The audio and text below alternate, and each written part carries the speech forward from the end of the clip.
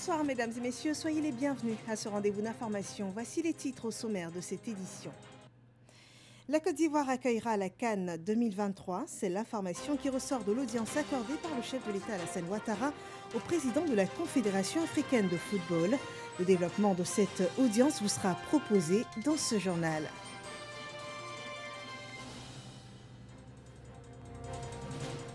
Le dossier EcoPlus de ce mardi enquête sur l'insécurité en période de campagne de la filière café-cacao.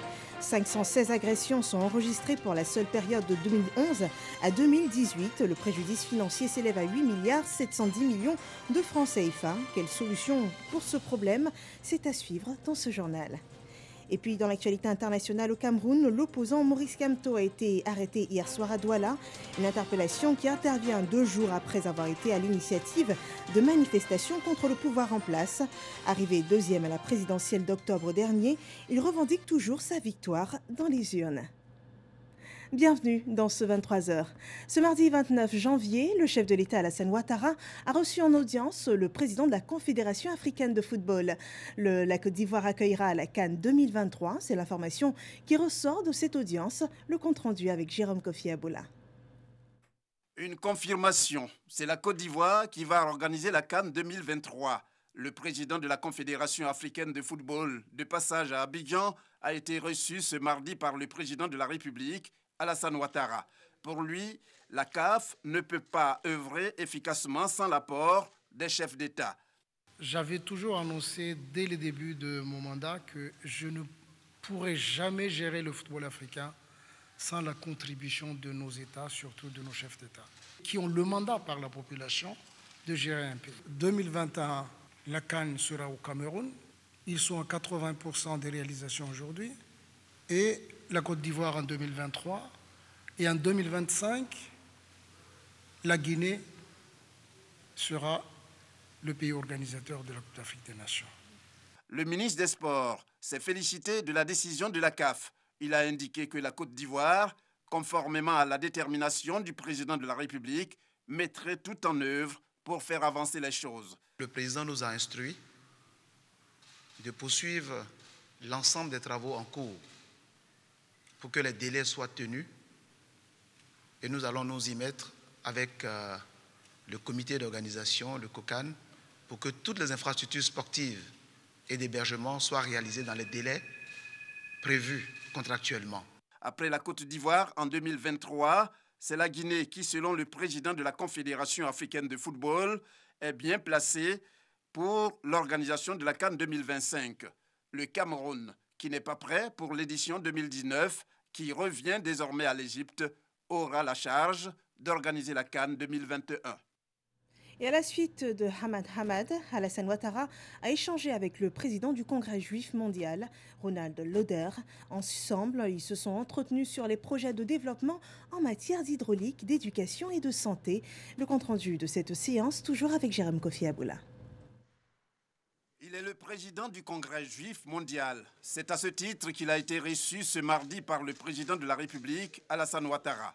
Ronald Lauder dit s'intéresser à 3 domaines, à savoir l'hydraulique, l'éducation et la santé, domaines dans lesquels il entend apporter son expertise pour le développement de la Côte d'Ivoire.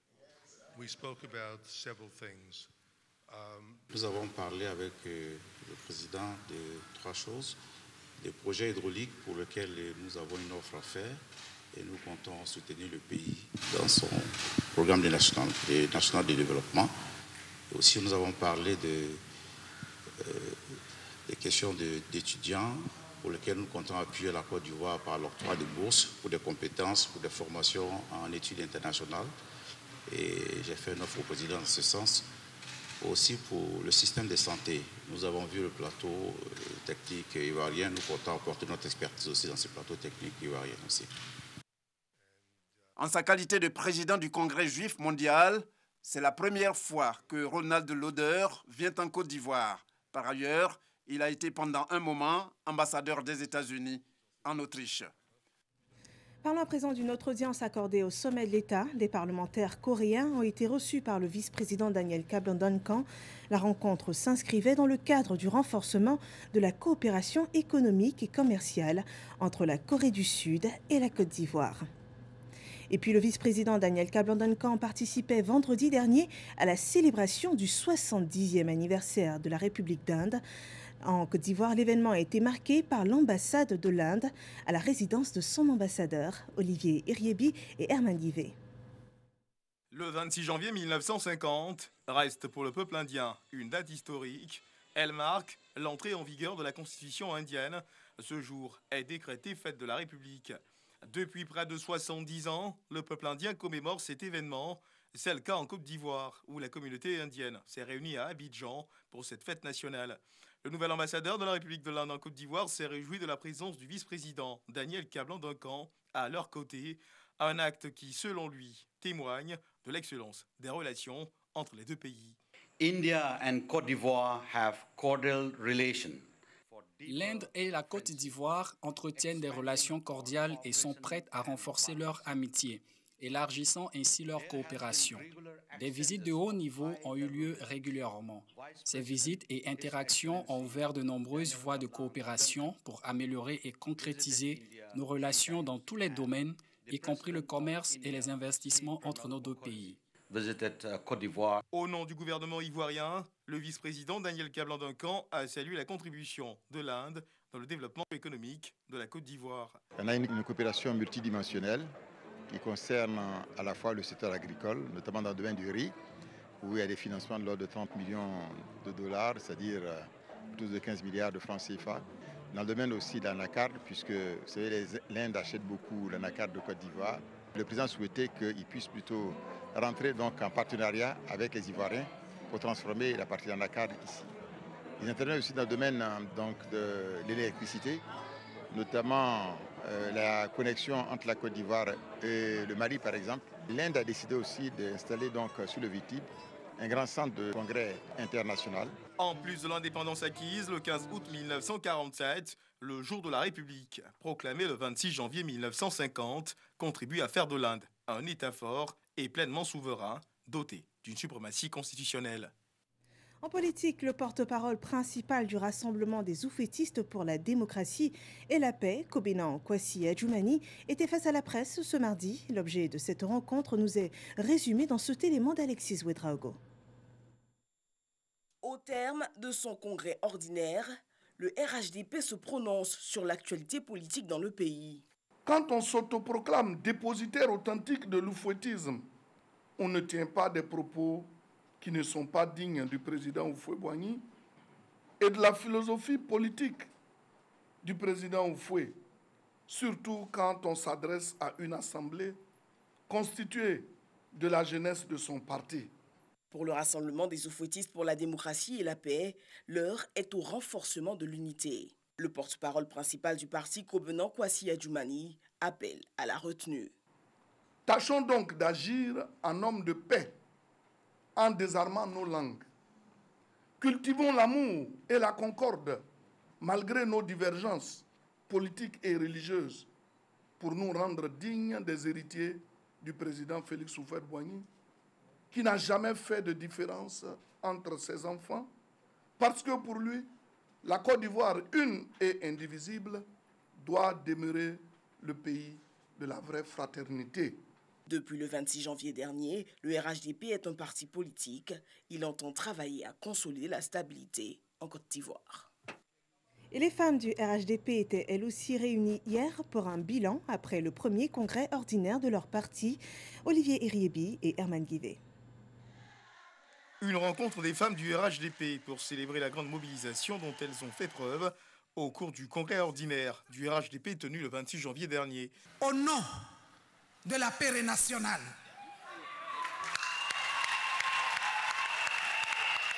remercier et féliciter les femmes pour leur mobilisation extraordinaire.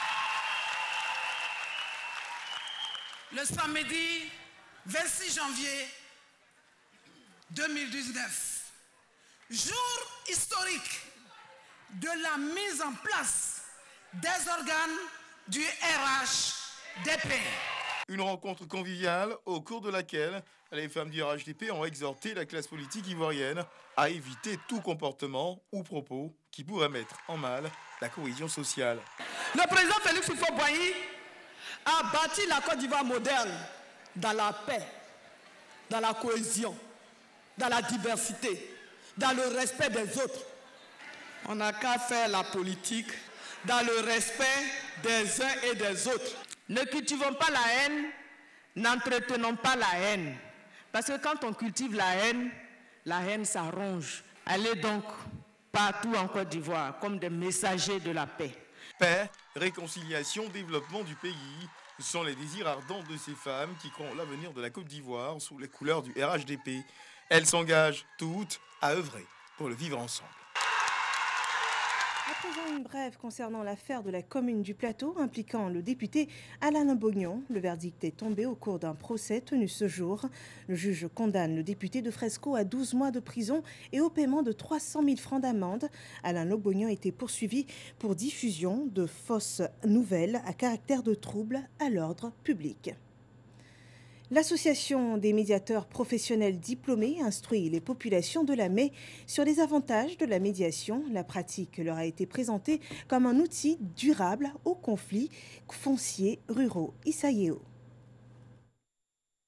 Les conflits fonciers ruraux sont omniprésents sur l'ensemble des régions de la Côte d'Ivoire. Liés à la vente illégale des terres, les conflits fonciers sont souvent source d'instabilité politique ou encore économique. Dans la région de Lamé, population et autorités entendent trouver une solution durable. Une conférence panel est initiée autour du thème « Médiation et règlement des conflits fonciers en Côte d'Ivoire, cadre Lamé ». Nous avons instruit la population sur les avantages de la médiation. Et nous avons été très heureux de voir que beaucoup de chefs de village, beaucoup de responsables de comités de villageois de gestion du foncier, et beaucoup de sous-préfets et le préfet même de région étaient là. Donc nous sommes convaincus que les messages que nous avons passés ce matin, à savoir que nous souhaitons que la population s'approprie cet outil efficace de règlement amiable des conflits, nous sommes convaincus que ce message-là sera relayé dans toute la région de la mer. Cette conférence, initiée par l'Association des médiateurs professionnels diplômés, est saluée par les autorités administratives des régions. Je me réjouis donc de la tenue des présentes assises qui visent à présenter une nouvelle approche à travers la promotion du dispositif de médiation en vue de mieux prendre en compte les attentes des parties opposées et de préserver la paix et la cohésion sociale dans nos localités. Aujourd'hui, nous avons des méthodes, des outils pour renforcer cette médiation-là. Et puis, ce qui posait problème, c'est l'exécution des accords que l'on obtient dans la médiation. Comme aujourd'hui, on nous a donné des voies à suivre pour l'exécution des accords obtenus dans la médiation, je crois qu'on va exploiter ça et réussir les médiations. Cette rencontre est la deuxième du genre après les États généraux des forêts de 2018, dont l'objectif vise à préserver la paix et la cohésion sociale dans la région de Lamé. Je vous l'ai annoncé dans les titres, le dossier Ecoplus de ce mardi enquête sur l'insécurité en période de campagne dans la filière café-cacao. La situation, 516 agressions et 48 morts ont été recensés dans les 13 zones de production de 2011 à 2018. Les préjudices financiers s'élèvent à 8 milliards 710 millions de francs CFA, soit une moyenne de 1 milliard par campagne. Face à ce problème urgent, des mesures sont prises par les autorités du Conseil Café-Cacao impliquant les acteurs de la filière. Noé Niagno, dans ce dossier, expose clairement le problème et les pistes de solutions pour la protection de la chaîne du premier produit agricole d'exportation de notre pays. On regarde.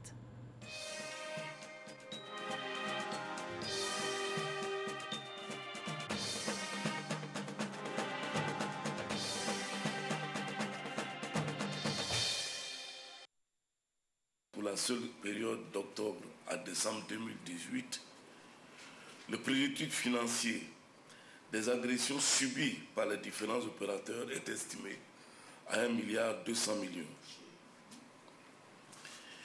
Quant au bilan humain, il est encore plus triste, avec 8 opérateurs tués. Vous avez dit un préjudice de plus d'1 milliard de francs CFA et de 8 tués sur seulement 3 mois, soit 75% de toute la campagne 2017-2018. Une cote d'alerte donc, au regard de l'évolution des cas d'agression recensés par le Conseil Café-Cacao de 2011 à 2018, soit 7 ans. Sur cette période, il y a eu 516 cas d'agression d'opérateurs. La moyenne par campagne indique 65 cas. Dans ces agressions, les pertes en vies humaines s'élèvent à 48 tués, correspondant à une moyenne de 6 personnes par campagne. Le préjudice financier, lui, est de 8,710 milliards de francs CFA, soit une moyenne d'1,89 milliard pour chaque campagne. Et pourtant, 678 millions de francs CFA ont été investis de 2012 à 2017 pour améliorer la sécurité dans la filière. Avec cet investissement, des gendarmeries, des zones de production ont été équipées en moyens de mobilité, de communication et en carburant. Malgré ces efforts du Conseil Café-Cacao, le taux d'agression ne fait que croître. De 10% en 2011-2012, il est passé à 37,5% sur la campagne 2017-2018. Comment réduire ce taux d'insécurité qui s'amplifie d'année en année? Les autorités du Conseil Café-Cacao ont convié responsables de coopératives, acheteurs, pisteurs, exportateurs, banquiers, en somme, toute la chaîne de commercialisation interne du cacao à une rencontre pour identifier le mal et lui donner une solution à la dimension de l'importance du cacao dans l'économie ivoirienne. Rappelons que c'est le premier produit d'exportation de la Côte d'Ivoire. Il est ressorti 2 formes d'insécurité, les unes violentes et les autres insidieuses. Au niveau de la violence, on a parlé des agressions physiques et corporelles. Et au niveau de l'insécurité astucieuse, nous avons les cas d'abus de confiance, de détournement et autres. Ces formes d'insécurité commencent depuis le bord-champ jusqu'au port en passant par le cambriolage des magasins en zone de production et au port, les vols en main armée. En 2017, la nuit du 24 décembre, le magasin a été attaqué à Bovy, vers les 3h, 4h du matin. Ils ont cassé le magasin, ils ont fouillé tous les bureaux et ils étaient en communication, ils étaient en communication avec quelqu'un qui connaissait en tout cas que dans le magasin il y avait un peu d'argent. Ils ont cassé, ils ont apporté 6 millions. Nous avions été victimes d'un braquage devant mon magasin l'année dernière, la campagne dernière, 2017-2018. Les coupages de route, les atteintes à l'insécurité physique, au détournement de cargaisons de cacao. N'oublions pas les escroqueries, l'abus de confiance, faux et usage de faux, vol de camions en circulation ou en stationnement. Parmi les pistes de solutions, l'amélioration du niveau de bancarisation des acteurs de la filière est souhaitée. Les solutions relèvent de plusieurs entités. Il y a la responsabilité de l'État quand on parle des routes, la sécurité, l'équipement de nos forces. Aussi les opérateurs eux-mêmes. On a toujours demandé aux opérateurs, lorsque vous devez faire des opérations de retrait de fonds, des sommes importantes, il faut toujours aviser les forces pour vous faire accompagner. Il faut éviter de faire circuler les espèces entre les mains des producteurs. Il faut arriver donc à la bancarisation. Dans la zone de Soubré, vous savez que Soubré est cette zone qu'il faut appeler maintenant la nouvelle boucle du café cacao. Et aujourd'hui, nous tournons avec plus de 60 000 tonnes sur cette zone. Quand multiplié par le prix actuel, c'est plus de 400 milliards qui circulent dans cette zone-là sur la période de grande campagne. Et les banquiers ont pris l'engagement de donner forme et contenu à cette disposition. On va vers nos paysans selon leur zone. Donc, on adapte nos dispositifs. Ça peut être une caisse ou aussi vers l'espèce physique avec nos dispositifs de sécurité qui l'accompagnent. On peut les aider il y a les moyens électroniques de paiement que nous avons mis en place. Toutes les banques ont des solutions électroniques aujourd'hui.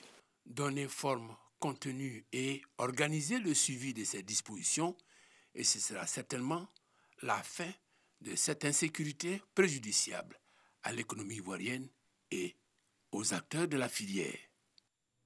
Lutte contre la fraude dans le nord du pays. 45 tonnes de sucre de contrebande ont été saisies sur l'axe Boundiali-Tingrela. Cette saisie est estimée à 75 millions de francs CFA.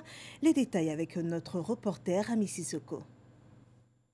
Un bon coup de filet pour les soldats de l'économie de la direction régionale des douanes du Nord. 45 tonnes de sucre de contrebande sont saisies. Valeur marchande 75 millions de francs CFA. C'est leur première prise de l'année 2019. Une saisie opérée dans la nuit du 27 au 28 janvier à Zaguinanso, sur l'axe Bundiali-Tengrela à 170 km de Korogo. Il passe de piste en piste, surtout pendant cette saison sèche.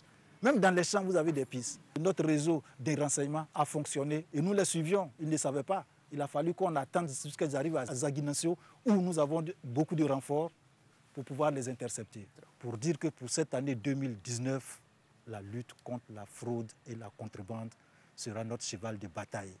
Ce sucre d'origine brésilienne en provenance du Mali était destiné au marché ivoirien, non certifié par les services de santé.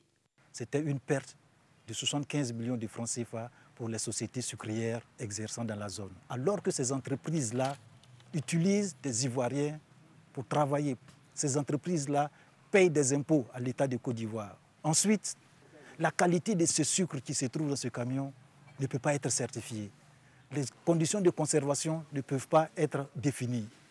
C'est cet ensemble-là qui aggrave la santé de nos populations. Les autorités décideront de l'usage de la marchandise saisie. Les contrebandiers seront soumis à la rigueur de la loi. En 2018, la Direction régionale des douanes du Nord avait saisi environ 140 tonnes de sucre de contrebande d'une valeur de 225 millions de francs CFA. En économie, l'État de Côte d'Ivoire et la BRVM signent un protocole d'accord pour le financement à long terme des petites et moyennes entreprises ivoiriennes. Les opérateurs économiques sont pour cela invités à investir en Côte d'Ivoire à travers des partenariats avec les PME. Le reportage de Francis Boifo. Un accord pour faciliter l'entrée en bourse de petites et moyennes entreprises PME ivoiriennes en vue d'obtenir des financements à long terme. Il s'agit pour la Bourse régionale des valeurs mobilières BRVM de sélectionner auprès de l'agence Côte d'Ivoire PME des entreprises bien structurées avec des ratios de solvabilité, de liquidité et de rentabilité élevés. Ces PME suivront à travers le programme Elite BRVM Launch des formations sur le fonctionnement du marché boursier et de ses exigences. Les investisseurs veulent être rassurés que les PME sont organisées pour pouvoir gérer les fonds qui leur seront mis à disposition. Il ne s'agit pas de prêt, il s'agit vraiment d'achat d'actions, d'ouvrir le capital des PME aux investisseurs ivoiriens, aux investisseurs de la sous-région. C'est fondamental. Selon les estimations de la Banque centrale des États de l'Afrique de l'Ouest, BCEAO, plus de 70% des PME ivoiriennes ont des difficultés à se faire financer sur le long terme. Je voudrais lancer un vibrant appel à l'endroit des investisseurs institutionnels, publics et privés et leur demander de donner l'exemple en mobilisant davantage leur capacité d'investissement en direction des PME ivoiriennes et dans l'espace de l'UEMOA. Parmi les 20 entreprises de l'espace UEMOA qui ont adhéré au programme Elite BRVM Launch pour bénéficier des financements sur une longue période, 6 proviennent de la Côte d'Ivoire. Le pays a permis à plus de 180 petites et moyennes entreprises PME d'avoir des financements à travers des conventions. 2,5 milliards de francs CFA injectés dans le système financier ces 18 derniers mois, selon le secrétaire d'État chargé de la promotion des PME. La problématique de la pollution de l'air dans les villes a fait l'objet d'une réunion des experts en environnement. À cette réunion étaient aussi conviés les industriels. Les bonnes pratiques pour réduire la pollution industrielle ont été inculquées aux différents participants. Pierre Dipomelin et Issa Yeo. Les industries, le transport urbain, des déchets solides mal gérés affectent la qualité de l'air dans les grandes agglomérations. Pour traiter cette préoccupation, des experts en environnement et des représentants d'entreprises industrielles se sont réunis autour du thème « La qualité de l'air en milieu urbain, un enjeu sanitaire, sociétal et économique ». Une table ronde initiée par le ministère de l'Environnement et du Développement durable en collaboration avec l'ONUDI, Organisation des Nations Unies pour le développement de l'industrie.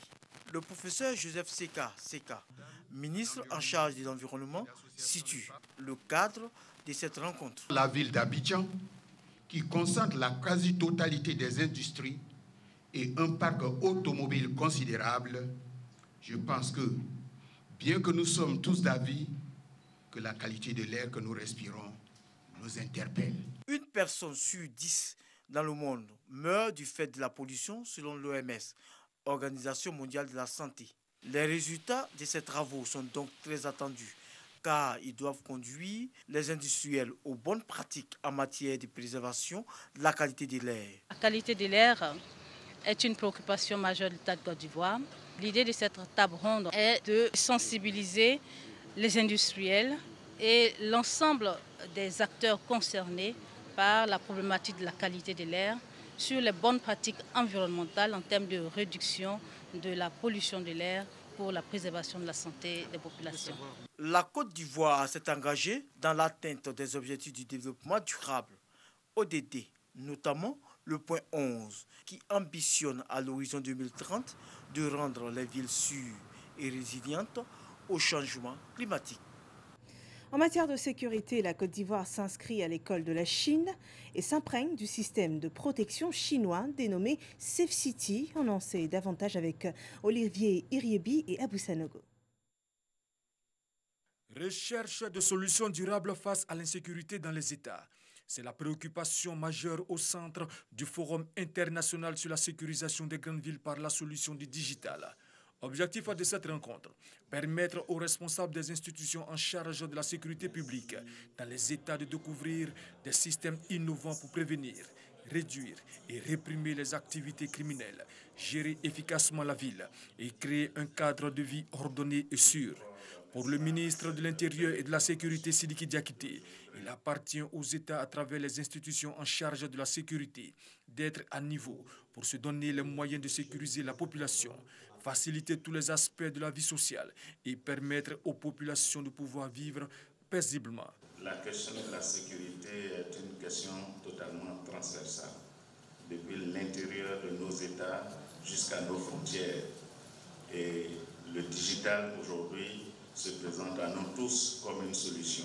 Pour ce qui concerne mon pays, la Côte d'Ivoire, nous avons eu l'occasion, depuis quelques années déjà, d'expérimenter l'apport du digital, de la vidéosurveillance notamment, avec toutes ces applications possibles dans l'amélioration de notre capacité de lutte contre l'insécurité. Safe City est une solution pour l'édification de villes intelligentes. Elle permet de mettre en place des systèmes d'information policière afin d'atteindre les objectifs de sécurité publique. Sur le continent africain, plusieurs pays dont la Côte d'Ivoire, le Bénin, le Burkina Faso et le Maroc sont à l'école de la solution Safe City, aux villes sécurisées. Passons à l'actualité internationale. L'opposant camerounais Maurice Kamto, qui revendique toujours sa victoire de la présidentielle d'octobre dernier, après être arrivé deuxième derrière Paul Biya, a été arrêté hier soir à Douala. Une arrestation qui intervient 2 jours après avoir été à l'initiative d'une vague de manifestations contre le pouvoir en place. Cette arrestation de l'opposant n'a pas manqué de faire réagir au sein de la classe politique camerounaise, dont la plupart des acteurs ont marqué leur indignation et réclament la libération immédiate de toutes les personnes interpellées. Et puis en Angleterre, 2 semaines après avoir massivement rejeté l'accord ébauché par Theresa May, les députés britanniques ont rudement débattu ce mardi 29 janvier pour trouver comment sortir de l'impasse. Hier soir, ils exigeaient une révision de l'accord sur la frontière entre les 2 Irlandes et refusaient aussi une sortie sans accord de l'Union européenne.